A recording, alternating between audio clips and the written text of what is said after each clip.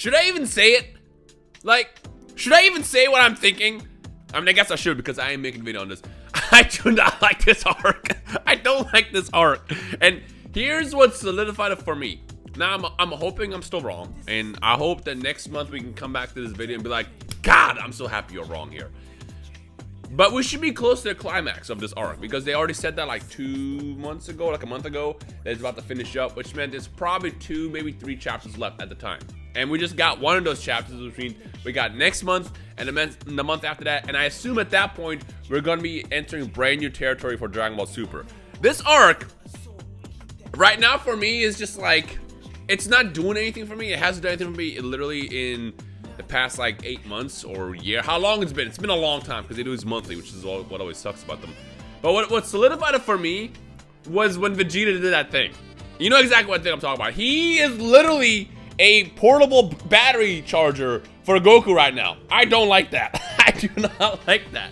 And the thing is Vegeta's done that a lot in the entirety of the series. He's done that in the movies. He's done that in the show. He's done that in the manga. He's done it a lot where he gives the last bit of his energy to Goku and says, "You're our last hope," right? But this is why it annoys me, especially this time, because they hyped up the Ultra Ego form for Vegeta.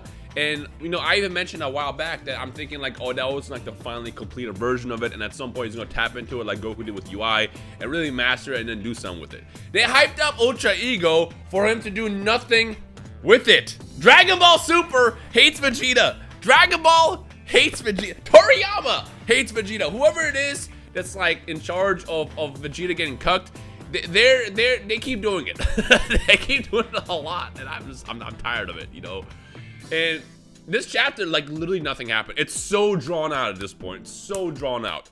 Gas is, like, just whooping Goku's ass. Goku's not even taking the fight serious. He just, you know, he's doing his goofy face while he's basically, you know, avoiding the attacks and trying to survive.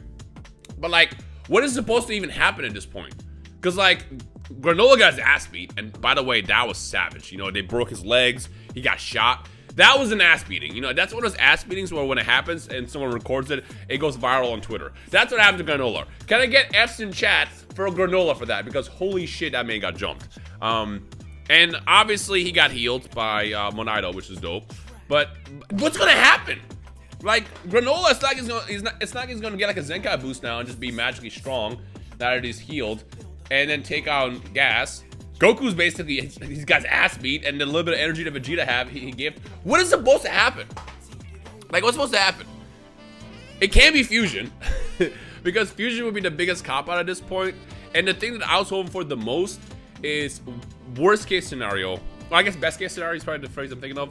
Best case scenario is both Goku and Vegeta somehow get healed up. I don't even know how. I guess Monado can do it, but they get healed up, and they both give them a classic God beating. You know, they do Ultra Ego and Ultra Instinct together. That would be my favorite way to do this right now. And it's not my job to be a writer for these things. It never is our job to be writers. We can just kind of think about what we think is going to happen, what we would love to see. But end of the day, it's up to the writers to figure something else that's not the same shit that's happened so many times in the entire this series. And as I mentioned, the one thing that kind of like, you know, bugged me was how in the beginning it's like, here, take my energy. And it's like, bro, you've done it so many times before. And it's Vegeta. Vegeta would like not really keep doing, like, Vegeta will probably, he hates doing that.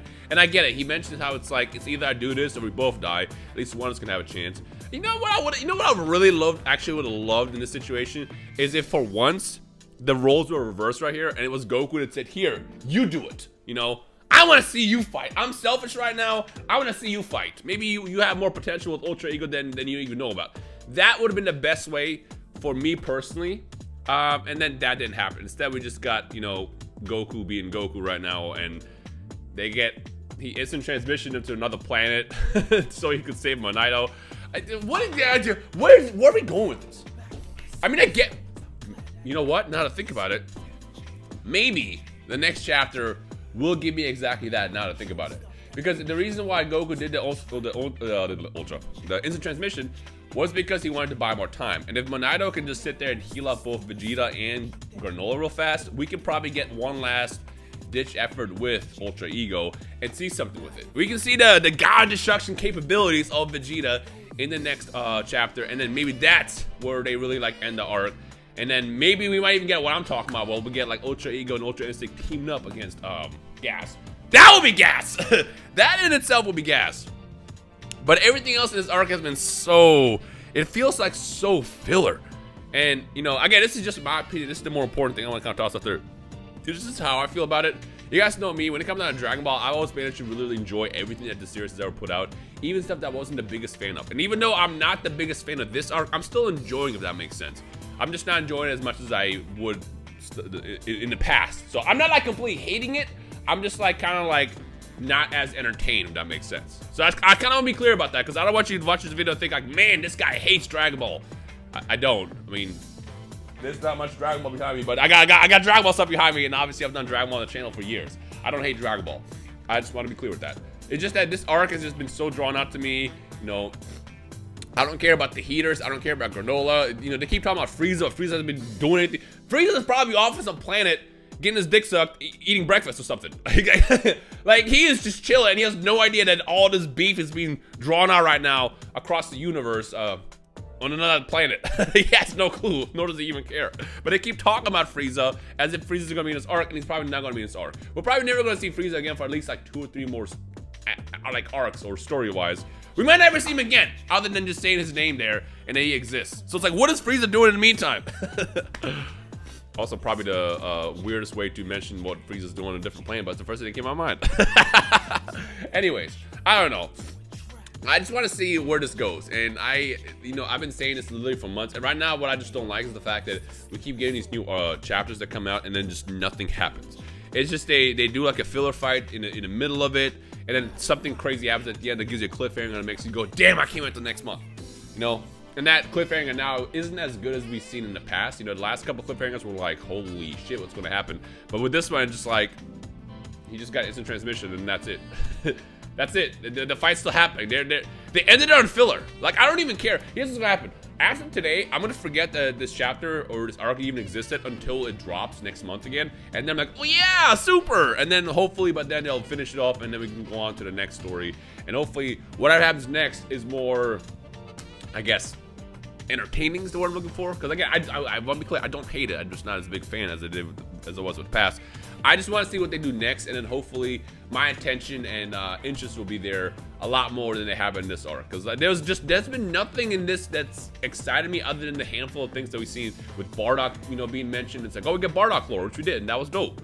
And then we got Ultra Ego, which is like one of the biggest focuses. You know, we seen in the beginning when he was training with Beerus, only for him to do literally nothing with it. The second I saw him give his energy to Goku, I'm like, well, they're trying to end it with good old Goku fashion like normal, which means everything that they built up with Vegeta was for nothing. But again, I might be wrong. I might be wrong, and I hope I am wrong, because again, they might just use this time to heal everybody up, unless the heaters can stop Monaido or something. I don't really know. They can do something to, I guess, buy some time, and then maybe we might get that Ultra Ego action next. Here's what I would love to see: if Vegeta gets healed up next month, and he goes into his Ultra Ego form, and then Hakai's the heaters as well as gas, that would be gas. That would be the most gas thing that we can see in this arc. But other than that, the panels look cool. Again, just seeing Granola get his ass beat in 4K in the most graphic and HD way possible in the manga, which I didn't even think that was that possible in this series, was kind of wild. And, you know, if one thing that they can do with this arc is make it look pretty, they do make it look pretty. You know, the art is on point. I just want to see actual stuff that's a little bit different this time for once. And for the love of God, this one time when they gas up Vegeta to do something, I want to see Vegeta do something. That's all I want at this point. Man, I can't believe, I woke up, I was so excited that morning. This was yesterday, and I'm reading it, and the second, like literally, I dropped, my smile just disappeared when I saw the energy blast. Because the second I saw that energy blast, I knew exactly what the next panel was going to be, and that was Vegeta giving that to Goku. And I literally thought, okay, I guess Goku's gonna be the protagonist again. Which makes sense. Look, end of the day, I'm never against Goku winning in the show, because Goku is the main character. He's always been the main character. While I might not be the biggest fan of seeing Goku do this every single arc, it doesn't make sense. He is the main character. But this one time, this one time, I wanted to be in the right. Because every time Vegeta gets any form of power-ups, I'm always one of the first people to also hop in and say, hey, don't get used to it. It's gonna mess it up. something's gonna happen, something's gonna fail. This is just all for Flash, and then every single time we're all right. Everybody that says that, we're always right about it.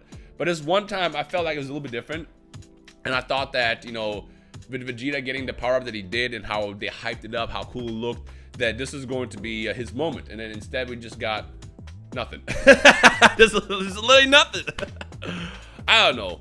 Maybe I'm just being dramatic. I don't know. Comment section below. Let me know your thoughts on everything that's been happening in Super so far.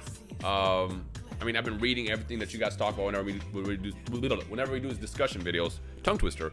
And it is interesting to hear from you guys when it comes down to videos like this. By the way, in the comment section below, can you also let me know, if you made it to the end of this video, if you prefer seeing discussions like this, where it's just me in front of the camera like this, or should I like take it back to 2015 and just do gameplay in the background while talking over it? What do you guys like better? Let me know down below. I don't think it ever really mattered, but I just want to ask you again. I always prefer doing like this because it's more like chill, relax. It's literally just me talking on the camera. But I know sometimes people want something else in the background, like gameplay or something. So if you have any preferences, let me know down below. But otherwise, I guess let me know your thoughts on Chapter 81, and hopefully next month, I'm wrong, Ultra Ego comes back and we do something cool. But if this ends up being the most cop-out ending of all time, I'm just gonna be like, well, never gonna read that again. On to the next one. Anyways, thank you guys for watching. Let me know your thoughts down below, and I'll see you guys in the comment section. Peace.